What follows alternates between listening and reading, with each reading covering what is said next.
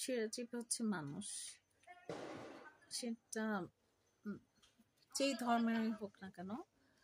আমাদের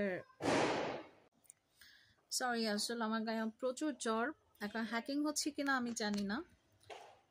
আমার কথা হচ্ছে গিয়ে ইতিহাস তো চেঞ্জ করা যাবে না। হ্যাঁ, ইতিহাস তো ইতিহাসই।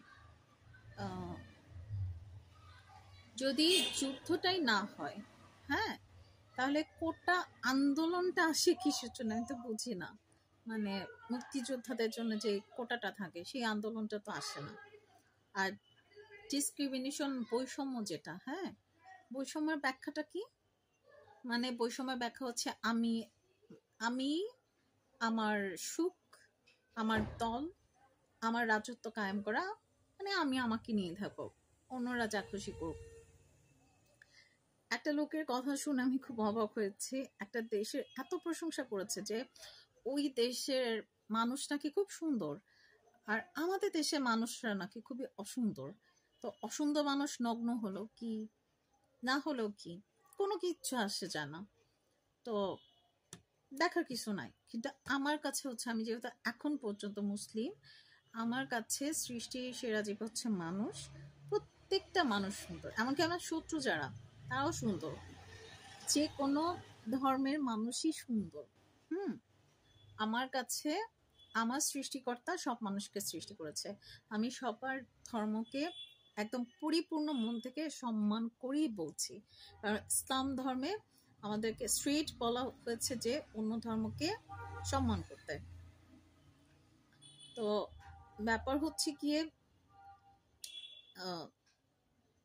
যেটাই হোক, সত্যি তো অ্যাভয়েড করা যায় না। হ্যাঁ, মানে আমি খুব অবাক হয়ে গেছি যে একটা আমি আসলে সব তো বলতেও পারবো না। মানে আমি বেশি আসলে অনলাইন নেট, এই ভিডিও টিডিও এগুলো আসলে একটু কম বুঝি। আমার মনে যেটা আসে আমি সেটাই করি। অত চিন্তা করার মতো মেন্টালিটি আমার আল্লাহ পাক দেন নাই। হ্যাঁ, তো আলহামদুলিল্লাহ, আলহামদুলিল্লাহ, আমি সিরিয়াসলি আলহামদুলিল্লাহ, আমার মানসিকতা যেরকম, আমি খুবই খুশি আল্লাহর কাছে, আলহামদুলিল্লাহ। তো ব্যাপারটা হচ্ছে এমনভাবে নিজের দেশে মানুষকে এত বিশ্রী বানালো, অথচ সে একজন মুসলিম, সে নিজে। তাহলে আপনি কি? হ্যাঁ, আপনি কোথাকার কোন কি আমি জানি না। আমি ইন্ডিয়ার কিছু কাজে আমি অবশ্যই বিরক্ত ছিলাম, কারণ আমার কাছে মনে হয়েছে যে আমাকে হয়তো নগ্নভাবে এক্সপ্রেস করছে হচ্ছে ইন্ডিয়ান লোক।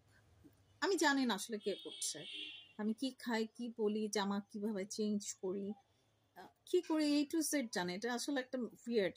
বাহিরে বের হলে গাড়িতে আস্তে আস্তে, আমি তো জানি কোন গাড়ি কতটুকু দৌড়াইতে পারে। হ্যাঁ, পিপির করে চলে, অনেকে এটা গাড়ি না পিঁপড়া। হ্যাঁ, তো বুঝি ভিডিও নিচ্ছে, আই ডোন্ট কেয়ার। মানে আমার মনে হচ্ছে একটা যুদ্ধরত দেশে আমি আছি। এখানে আপনারা যারা ইন্ডিয়ান, আমার খুব কষ্ট লাগে, আপনারা অবিরত অনবরত বলছেন হিন্দুরা লাঞ্ছিত হচ্ছে।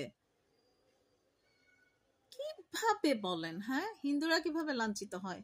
আমরা কি ভাইসে আসছি? আমরা মুসলমান যারা, মুসলমানও লাঞ্ছিত হচ্ছে, চরমভাবে অপদস্থ হচ্ছে, মানবতা বিরোধী কাজ করা হচ্ছে, রাস্তায় নামতে পারে না। হ্যাঁ, তাদের বিভিন্ন বাহিনী, তাদের স্পেশাল বাহিনী গ্যাং থাকে, এই ঝাড়ু বাহিনী, জুতা বাহিনী, মাইক বাহিনী, তারপর বিভিন্ন কালো জাদু করার জন্য তাদের বাহিনী থাকে।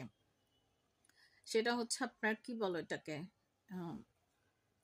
মানে ওই যে বিভিন্ন ফেরিয়ালা, মানে স্পাই গুলো হচ্ছে, এটা লিগের হোক, আমি কোনো দল করি না, লিগের যেটা খারাপ খারাপ, লিগের সবচেয়ে খারাপ দোষ ছিল অভিশপ্ত হয়েছে। কিভাবে অভিশপ্ত হয়েছে? ওই যে সো কল্ড মুসলিম, সরি, পুলিশ, পুলিশ তারা যারা যারা কোনো দল করে না, জাস্ট একটা নর্মাল ফ্যামিলি। হ্যাঁ, তারা জাস্ট মানে ঠিক মতো ট্যাক্স দিয়ে, মানে একেবারে ডিসেন্ট একটা ফ্যামিলি, তার উপর যখন মানে নির্যাতন চালায় যে সে কেন ফিজিক্যাল রিলেশন করবে না। একটা মেয়ে, একটা প্রস্টিটিউটও যদি বলে সে বেশ্যাবৃত্তি এখন আমি করবো না, আমি খানকি হব না, এখন এখন তোমার সাথে আমি শোবো না, তখনও তার সেই নাকে রেসপেক্ট করতে হয়। এতটুকু সেন্স তো এই দেশে নাই। একটা প্রস্টিটিউটের কাছে কে যায়? কোন চরিত্রবান ছেলে যায় আমি ঠিক জানি না, প্রস্টিটিউট বলা হয়। কিন্তু ফ্যাক্ট হচ্ছে কোনো না কোনো ভাবে সেই মানে মানে ছেলেরা তাদের পাপটাকে ঢাকার জন্য। আবার আজকে একটা শুনলাম হচ্ছে হানি ট্র্যাপড, হ্যাঁ, এটাও সম্পর্কে আমি আসলে জানতাম না। পরে বুঝলাম যে মানে মেয়েরা মেয়েদের সাথে প্রেম করে তারপর বিয়ে করতে হয় বা কিছু একটা, হ্যাঁ। তো তোমার ক্যাডাই যাইতে বলছে, তুমি মুসলিম, তো তোমার ক্যাডাই যাইতে বলছে আফার কাছে, তোমার কোনো ভালো লাগলে তুমি প্রপোজাল দিবা বিয়ের জন্য, সে একসেপ্ট করলে করবে, না করলে না করবে, এটা তার ইচ্ছা, তার ইসলামে তাকে সেই রাইট দিচ্ছে। তো তুমি তো সেই সম্মানটা করতেছো না, তোমার নিজের আকাম কুকাম ঢাকার জন্য তুমি হানি ট্র্যাপ দিছো কেন? তুমি নিজেই তো, এখন একটা মানুষ যদি ইচ্ছে করে জেনে শুনে আগুনের মধ্যে হাত দেয়, এটার ট্র্যাপ হলো কিভাবে? আমি তো বুঝি না এটা ট্র্যাপ হয় কিভাবে। আগুনে হাত দিচ্ছি আমি, আগুনে হাত দেওয়ার পর চলছে আমার, এটা ট্র্যাপ হয় না। হ্যাঁ, যদি না জেনে না বুঝে করে সেটা আলাদা কথা। তোমার বউ থাকা অবস্থায় তুমি যদি পরকিয়া করো, বউর পারমিশন নাও না, এইটা ওইটা, এর ক্যারেক্টার সার্টিফিকেট দেন আপনি, ওর ক্যারেক্টার সার্টিফিকেট দেন, আপনি কোথাকার কোন মাসুম? হ্যাঁ, আপনি কোথাকার কোন মাসুম হয়ে গেছেন? আর যারা অন্যের ব্যক্তিগত তথ্য আইন বহির্ভূত ভাবে প্রকাশ করছেন, আপনার ঘরে সন্তান আছে, অভিশপ্ত, অতি উন্নত মানের হয়েন না, সেটা আপনি যেই দেশেরই হন না কেন। আপনারা ইন্ডিয়া নিয়ে কথা বলেন, আমি ইন্ডিয়ার মানে কিছু কারণে আমি ইন্ডিয়ার উপর একটু রেগেছিলাম। আমার কাছে মনে হচ্ছিল যে ইন্ডিয়া মেবি এগুলো করছে, যে আমাকে নগ্ন করছে। হ্যাঁ, করেছে, কারণ আগে গভর্নমেন্ট থাকা অবস্থায় আমি আমি আমার দেশে আমার একজন নারী, আমি যথাযথ সম্মান প্রদর্শন করি তাকে বলছি, কারণ সে একজন এক্স পিএম অথবা রানিং পিএম, যেটাই হোক, আমি জানি না, এই ব্যাপারটা কনফার্ম না।